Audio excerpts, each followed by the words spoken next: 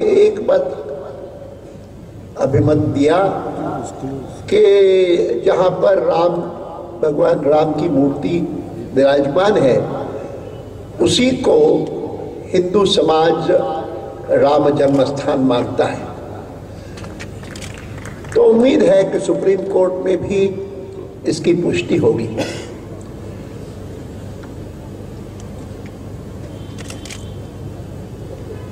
पहले दिन से लेकर के इतनी शानदार ढंग से यह दोनों और इनके दो सहयोगी यात्रा का संचालन करते रहे हैं कि मुझे स्वाभाविक रूप से सब जगह कहना पड़ता है कि ये मेरी छठी यात्रा है, और छठी यात्रा होते हुए भी मैं कह सकता हूं कि किसी पूर्व की यात्रा में इतना जन समर्थन नहीं मिला जितना इस बार मिला है। और ये बात बावजूद इसके है कि मैं कभी भूल नहीं पाता हूं कि पहली जब मैंने रथ यात्रा की थी, जिसको राम रथ यात्रा के रूप में भी लोग पहचानते थे, थी वो सोमनाथ से अयोध्या तक की। तो पहले ही दिन जब हम सोमनाथ से चले, प्रमोद जी मेरे साथ थे, तो रास्ते में जिस प्रकार का ज्वार उमड़ करके आता था जनता का, रथ को छूने के लिए अगर संभव हो तो, नहीं तो रथ को देखने के लिए, कि मुझे भी समझ में नहीं आता था कि ये क्या हो रहा है। बहुत आश्चर्य हुआ। और मुझे याद है कि उस यात्रा के बाद, यद्यपि यात्रा में मैं पहुंच नहीं पाया था अयोध्या, रास्ते में ही मुझे गिरफ्तार कर लिया गया था और मुझे बंदी बना करके रखा गया। लेकिन उस यात्रा के बाद जिन जिन लोगों ने टिप्पणी की, उन्होंने कहा कि अडवाणी जी वैसे तो राजनीतिक नेता है, लेकिन उनको इतना जबरदस्त समर्थन जो मिला है उसका कारण है कि विषय ऐसा है। ये विषय है अयोध्या में राम मंदिर बनाने का, और भारत की जनता में जो स्वाभाविक रूप से धार्मिकता है और खास करके राम भक्ति का भाव है, उसके कारण इतना जबरदस्त समर्थन मिला है। मुझे भी लगता था शायद हो, यही बात सही हो, और इसीलिए उसके बाद की यात्राओं में मैंने जब 1997 में स्वर्ण जयंती रथ यात्रा की थी, जो मेरे जीवन की सबसे लंबी यात्रा है, 59 दिन तक लगातार चला था,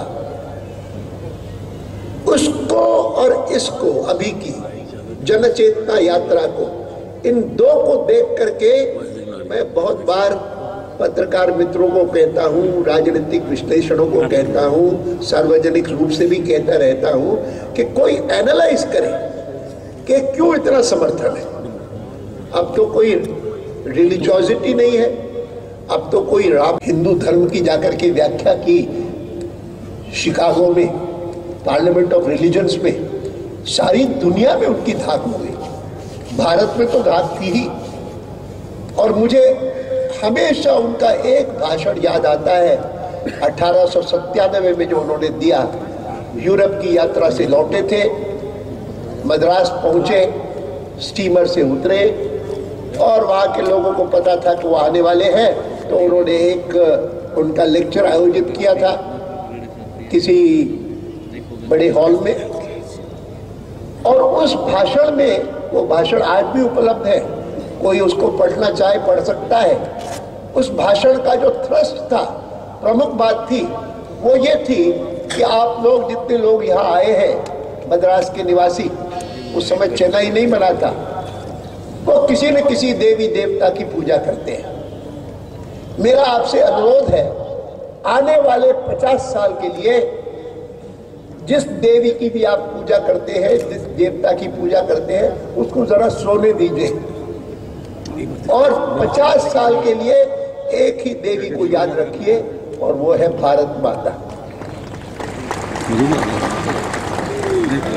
अब जिस व्यक्ति को हिंदुस्तान के लोग भी, दुनिया के लोग भी आध्यात्म के क्षेत्र का एक दिग्गज मानते थे, और वो अगर कहीं बोलेगा तो धर्म की ही व्याख्या करेगा, मूल्यों की व्याख्या करेगा, वैल्यूज की बात करेगा, आचरण की बात करेगा, वो अगर कहते हैं कि 50 साल के लिए आप अपने अपने देवी देवता को सोने दीजिए, उन्होंने शब्द एक प्रयोग किया उसमें जो और मुझे ऑड लगा, let your idol gods sleep lie and let one goddess alone remain alive, Mother India, awake। अर्थात कि जो स्पिरिचुअलिज्म के क्षेत्र में भी भारत का नेतृत्व करने वाले थे, उन्होंने भी देशभक्ति को जगाया। गांधी जी के बारे में तो सब लोग जानते हैं कि अपने हर प्रवचन से पहले रघुपति राघव राजा राम करते हैं, सब जानते हैं।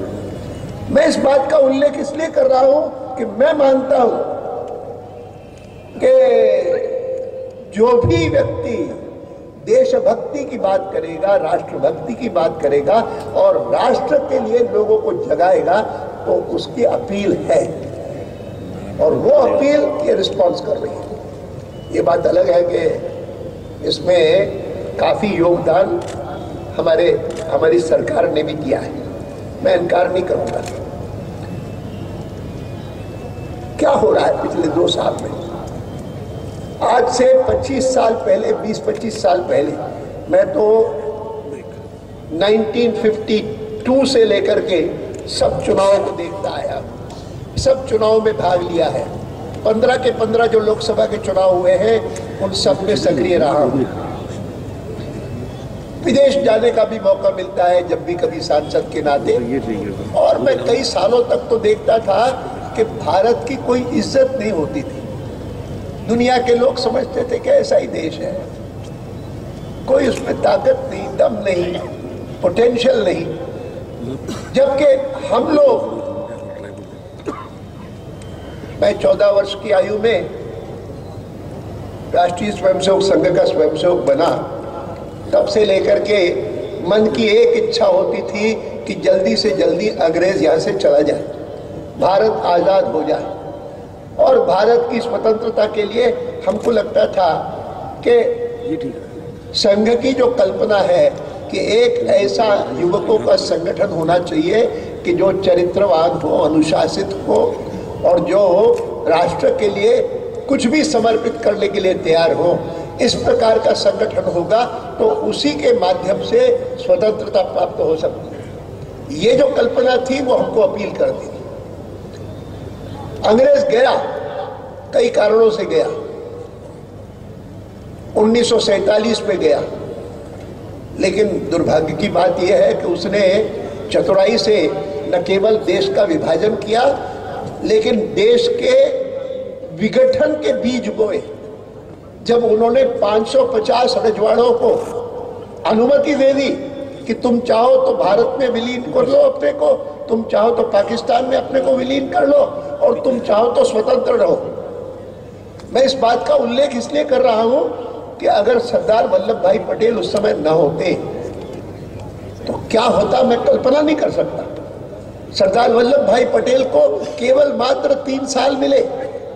अगस्त 47 से लेकर के उनका देहांत हो गया दिसंबर 50 में, और देहांत से भी 3-4 महीने पहले तक अस्वस्थ थे, कुछ कर नहीं पाते थे, लेकिन कमाल करके दिखाया, अद्भुत काम किया उन्होंने इन 3 सालों में। 550 रजवाड़ों को और उनका एकीकरण करना, देश को एक बनाना, और उसके बाद से लेकर के भारत ने अपना संविधान बनाया, लोकतंत्र स्वीकार किया। मैं मानता हूं कि आज से 20-25 साल पहले भारत की दुनिया में इज्जत होने लगी कि यह देश जिसके बारे में कल्पना यह थी कि लोकतंत्र सफल नहीं होगा, वह सफल लोकतंत्र हो गया है। यह देश आर्थिक प्रगति इस प्रकार से कर रहा है कि हो सकता है कि 21वीं शताब्दी में ये एक जबरदस्त आर्थिक शक्ति बन जाए, इकोनॉमिक पावर बन जाए, कंपेरेबल और even better, stronger than even China, ये भी हो सकता है। ये सारी कल्पनाएं आज से 15-20 साल पहले बनने लगी और उसमें जब 6 साल वाजपेयी जी की सरकार बनी, उसने अपना योगदान किया, अपने ढंग से योगदान किया।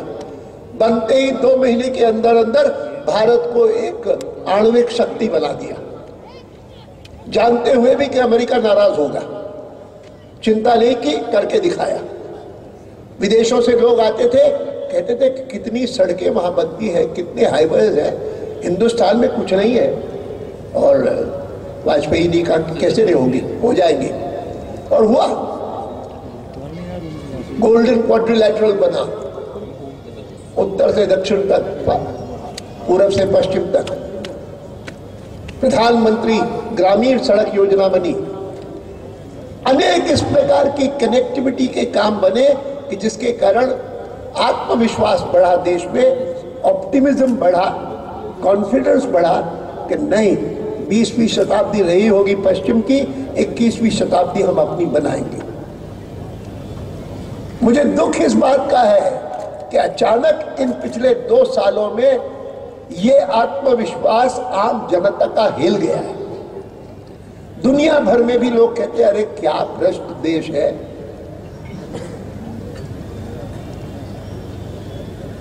मैं गया था केरल अभी, और केरल में बहुत सारे लोग मिले जिन्होंने कहा कि बहुत सारे केरल के लोग दुबई में हैं, गल्फ कंट्रीज में हैं, और वहाँ से लगातार पैसा भेजते हैं अपने परिवारों के लिए। वह पैसा उनके परिवार के लिए तो आता ही है, लेकिन देश की भी समृद्धि बढ़ाता है। लेकिन पिछले 2 सालों में अचानक वो पैसे में कमी हो गई है। कभी क्यों हो गई है, ये धारणा फैलने लगी है, अरे India is a corrupt country. ठीक नहीं है, there is something wrong with India. मैं कहना चाहता हूं आपको, पुणे के लोगों को, निवासियों को, इस बात का प्रतिवाद बहुत मजबूती के साथ करना चाहिए। There is nothing wrong with the country. India is an honest country. The ordinary citizen in India अपना अपना काम करता है, अपना अपना व्यवसाय करता है। कोई वकील है, कोई बैरिस्टर है, कोई अध्यापक है, कोई डॉक्टर है, ईमानदारी से काम करता है। ये राजनेताओं को जो दिल्ली में बैठे हैं थोड़े बहुत, उनको छोड़ दीजिए, भूल जाइए, वो करते होंगे ये सारे स्कैम्स, लेकिन उसके कारण भारत की बदनामी नहीं होनी चाहिए। इस यात्रा का उद्देश्य प्रमुख रूप से वो है